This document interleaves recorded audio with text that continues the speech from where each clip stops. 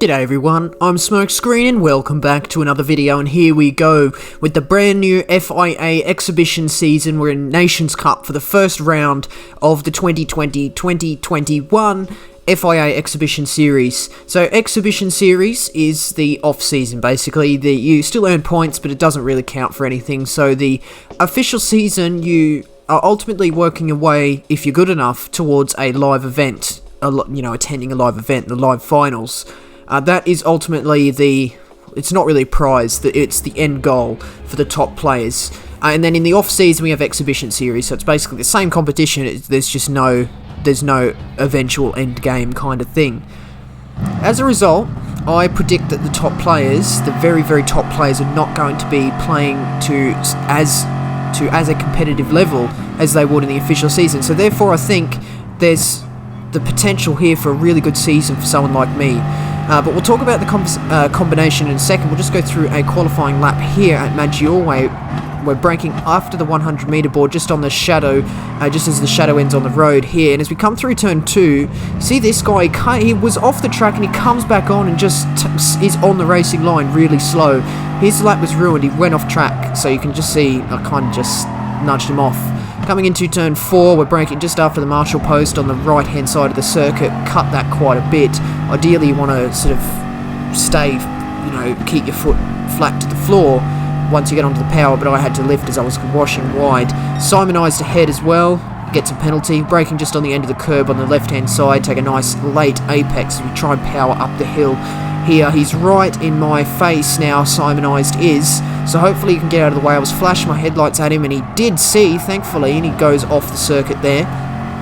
Thank you very much to him through the Acer section, braking just on the start of the curb on the initial part on the right hand side.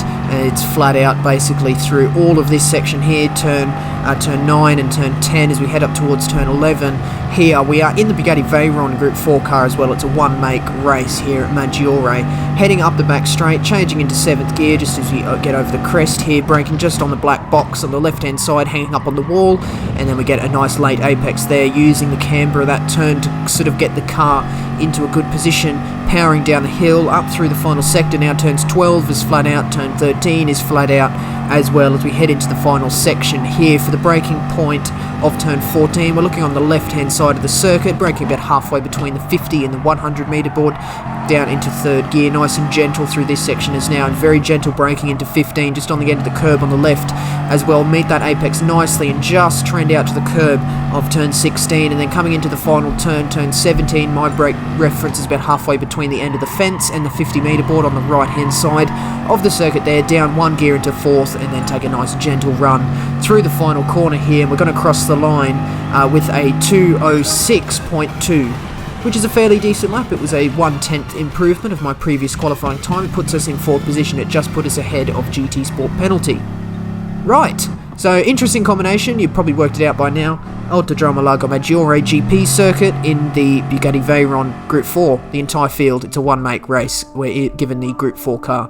But thankfully for the season, as always, the introductions have stayed the same, so what we're going to do is enjoy the Nations Cup one right now.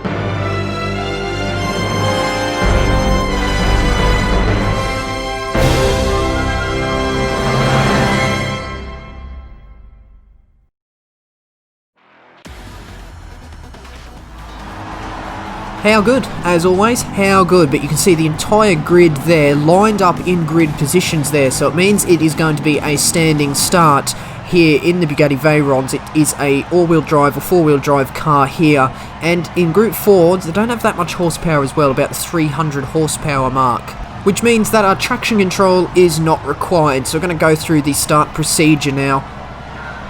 The lights are turning on slowly and we're going to try and get onto the power, but the lights go out really early this time. We actually missed the start.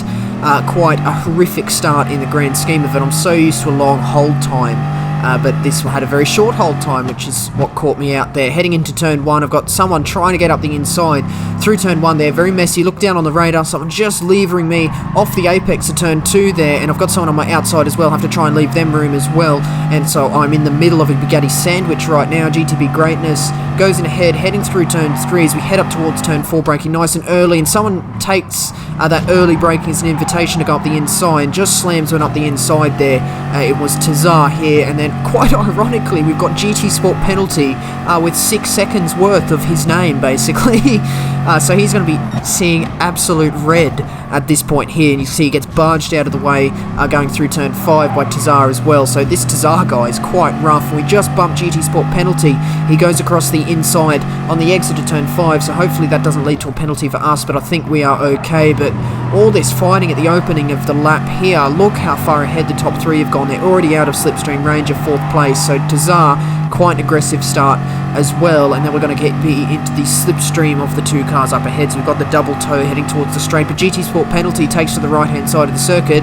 He's looking for a move up the inside of Tazar, probably as a little bit of revenge for the move Tazar did on him through turn 5 and myself through turn 4. He's very wide through turn 4 as well. GT Sport penalty just runs a little bit deep. There's a little bit of contact with Tazar as well. I'm just on the right hand side of GT Sport penalty, heading up towards turn 12 here, but he just slots in ahead. Running side by side through this section is not advised at any point in the race, no matter how good your tyres are. But heading up towards turn 14, I do go for that move down the inside. There was a little bit of contact on the way through, but then he leaves me no room on that apex, and he loses a further position to Diego S behind there. And I think, look, honestly, it was quite clear. I made myself quite clear that I was going for that move. I put my car on the right-hand side of his quite early. There was a late braking manoeuvre, but I'd met the apex, but I was not given much room there, and GT Sport penalty just loses a further position as well, back there with 6 seconds of penalties that he will serve on the exit of turn 4 of this lap. So Diego S is going to grab my slipstream heading down the main straight, but it's not quite a long enough straight for that slipstream to transfer into an overtake, and heading through turn 2 nice and slow right on the apex of that corner, and then powering out to the outside. Back over to the right hand side for turn 3 as it's a left-hander. Take a nice late apex as the following corner is a right-hander. You want to get a good run as the straight follows. You can be all over that curb on the inside there. You can pretty much have 2 wheels on the white curb and then 2 wheels on the grass on the very inside of it, and you'll get through there penalty free. Looking behind, GT Sport penalty just serves his 6 seconds, so hopefully he doesn't interfere with our races any further, and hopefully we can just focus ahead, keep our eyes forward in this one here. So we're going to have to be careful from behind. I've got a little bit of pressure from Diego S. We have raced him before, and he's fairly quick, fairly comparable pace to myself, as long as I don't make mistakes. Oh, well, I guess that's true of everyone. You can be comparable pace to anyone until they start making mistakes. But hopefully 3 tenths behind, or 3.5 tenths behind, is far enough back to not have a move heading towards turn 11. He actually gets a half-second penalty going through the fast-flying S's, the S's section of the Maggiore lap here, but we just keep it to the racing line. I did not see why he would go for that move there, seeing as he's got to serve a penalty in about half a lap time. There's no point overtaking needlessly, losing us both time. As at this point here, the leader is 5 seconds up the road, but the guy in third is 3.5 seconds up the road.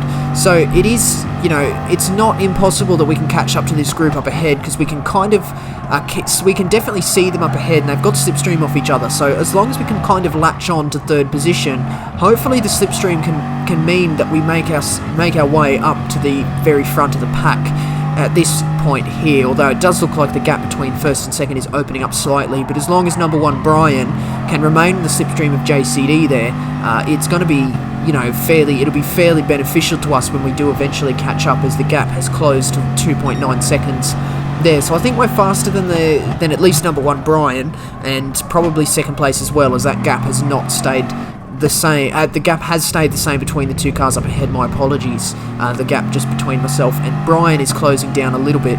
But as we head through the opening sector here of Maggiore, you can see that Diego S, 4 or nearly 5 tenths behind at this point here. We run very deep into turn 4. Sorry, and you see just how quickly Diego caught up heading through there if you were looking on the radar, but he's going to serve his half-second penalty there, so that's going to put him out of slipstream range quite firmly, about a second behind as we head into turn 5. Very tricky braking zone as well. You're going to be not 100% braking as the car is going to go straight, kind of 70% braking so the car keeps turning, in order not to understeer off the track on the exit there.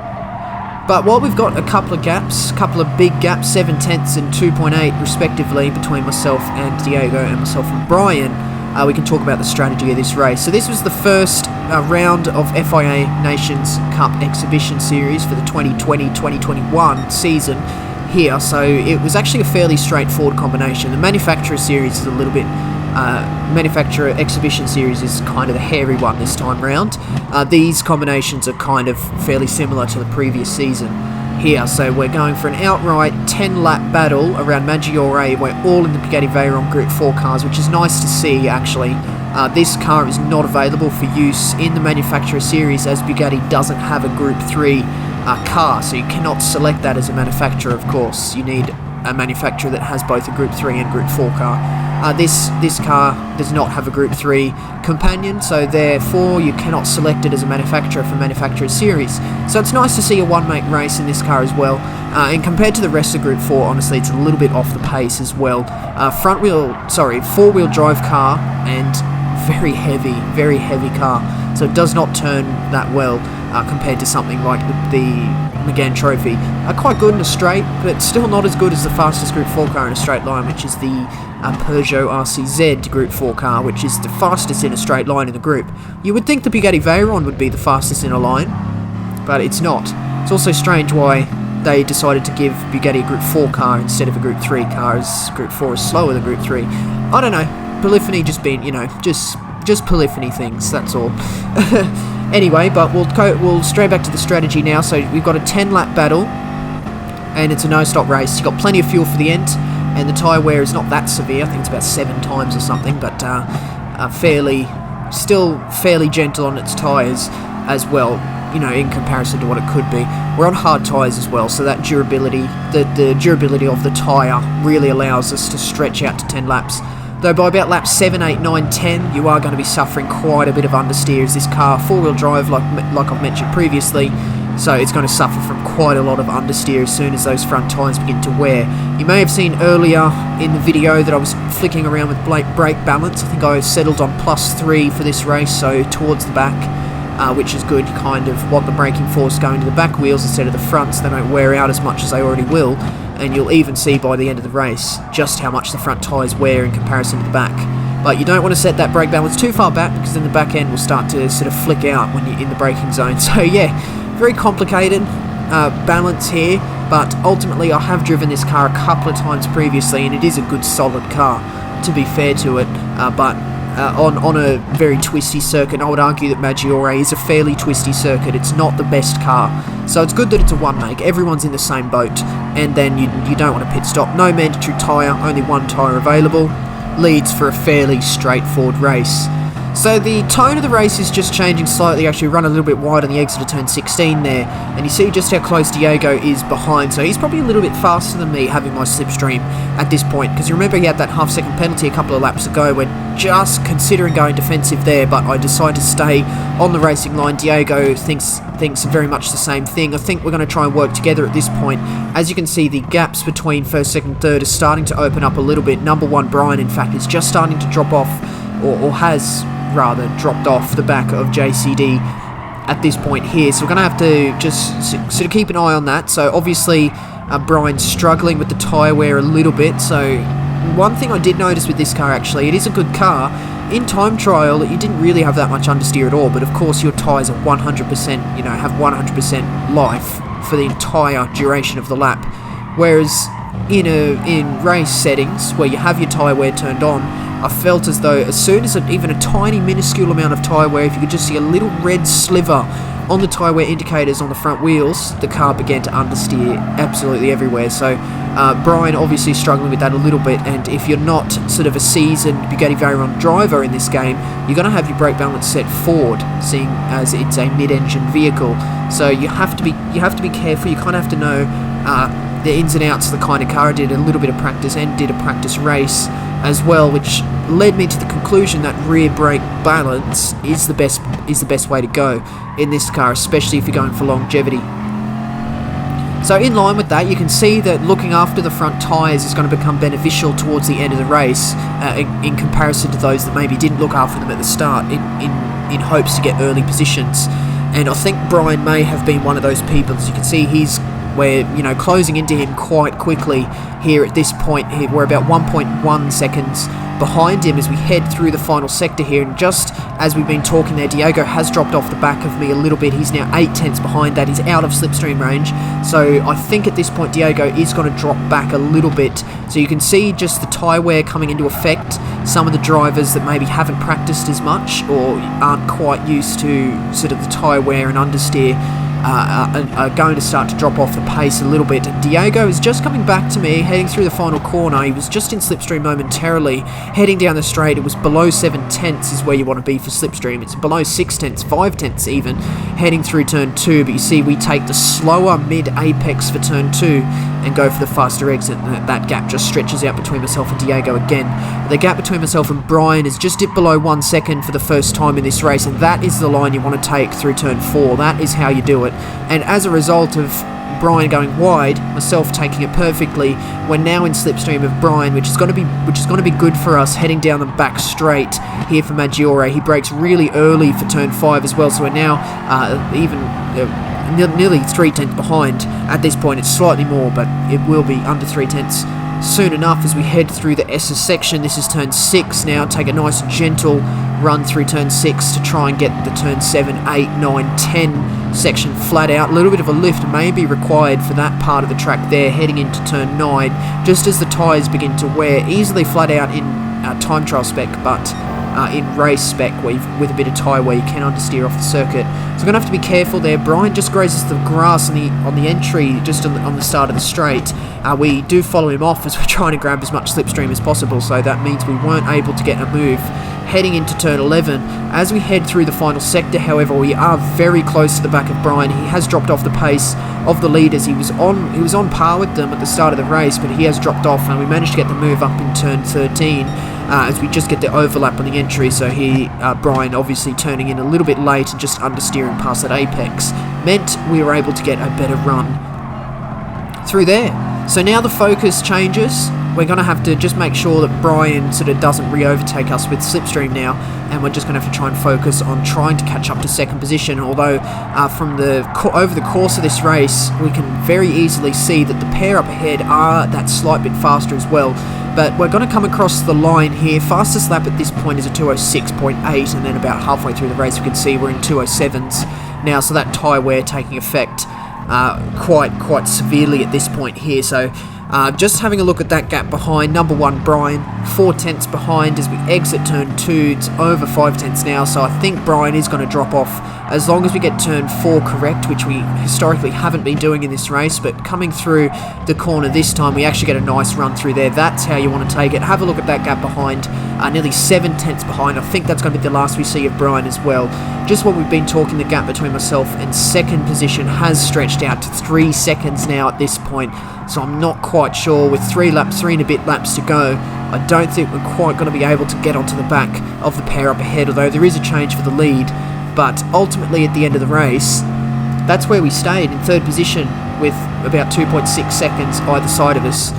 So fairly decent performance actually, 3.2 seconds off the leader. Remember how much time we lost at the start of the race for fighting, so if that fighting kind of didn't happen, we can very easily see that I could have been way up there in the standings at that particular point.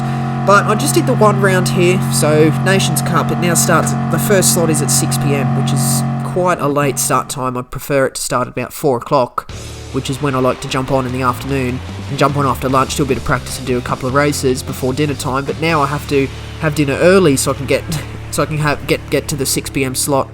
But ultimately, 199 points for Australia, a very solid opening to the Nations Cup season, or a Nations Cup exhibition series. And I'm going to try and do as many of these as possible, so we can just keep tabs on how well I do in the season. But I do thank you for making it to the end. Do leave a comment as well. Questions, comments, and constructive criticism, all very much appreciated. Do leave a like if you liked it. and do subscribe if you'd like to see more videos from me. But that's going to be the end of this one today, and that means that is it from me. So once again, I do thank you very much for watching. See you later.